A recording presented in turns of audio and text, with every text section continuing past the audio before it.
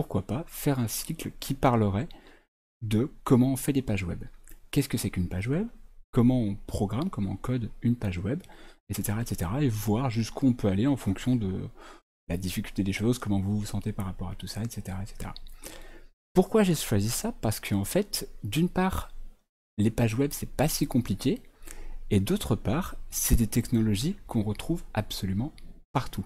Chaque fois que vous ouvrez un site internet, chaque fois que vous allez sur une page web, sur un site internet, que ce soit un gros site comme Facebook, la page d'accueil de Google, un petit site tout bête, Le Bon Coin, que sais-je, à chaque fois, tout le temps, mais vraiment tout le temps, la page que vous voyez, ce sont toujours les mêmes technologies qui sont mises en œuvre pour vous fournir le rendu de la page. Ces technologies, on va en retrouver trois majoritaires, qui sont le HTML, qui va nous servir à structurer la page, le CSS, qui va nous servir à mettre de la peinture un peu partout sur notre page pour que ça soit joli, et le JavaScript, qui nous permet de rendre les choses un peu plus interactives, on va dire. On pourrait faire sans, d'ailleurs on va faire sans pendant les premiers cours, et vous allez voir rapidement que c'est vachement utile pour faire des trucs un peu plus poussés. Salut Dystrophine, fidèle au poste, ça fait plaisir. Recoucou à toi du coup pour apprendre de nouvelles choses. Donc du coup, on va voir ces différentes technologies. Alors, comme pour le tuto Arduino, pour ceux qui étaient là, on va y aller petit à petit. On va découvrir chaque chose, l'une après l'autre. Par exemple, aujourd'hui, on va faire uniquement les rudiments de l'HTML, comment une page HTML se présente, comment une page internet se présente, comment elle se compose, pour aller petit à petit vers des choses de plus en plus compliquées, de plus en plus complètes. Alors,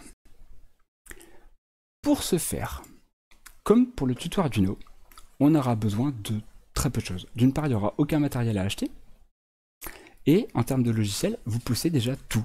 Parce qu'en fait, pour faire des pages web les plus simples, il suffit d'avoir un éditeur de texte. Donc par exemple, Notepad sous Windows suffit pour créer des pages web. C'est pas le plus convivial parce qu'il n'y a pas de coloration, il n'y a rien du tout, mais ça suffit.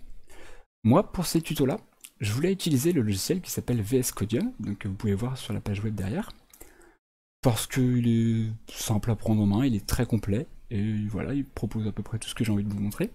Mais en lançant le live il y a un quart d'heure, je me suis rendu compte qu'il ne marchait pas avec OBS, j'avais un écran noir. Du coup, j'ai installé un autre qui s'appelle Sublime Text.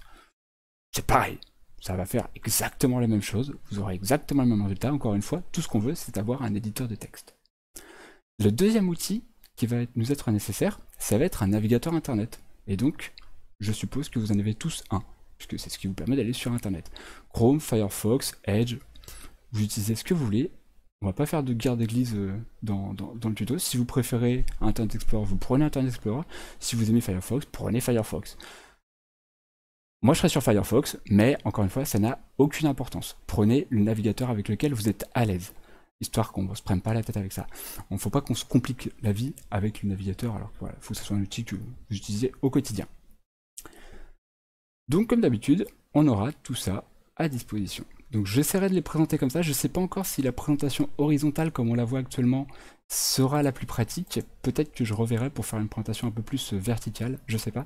Je vais essayer de garder le chat à gauche parce que les vidéos sont postées sur YouTube, coucou YouTube, les vidéos seront postées sur YouTube après, donc pour que les gens qui regardent depuis YouTube aient du contexte quand vous posez des questions, je vais garder le chat allumé.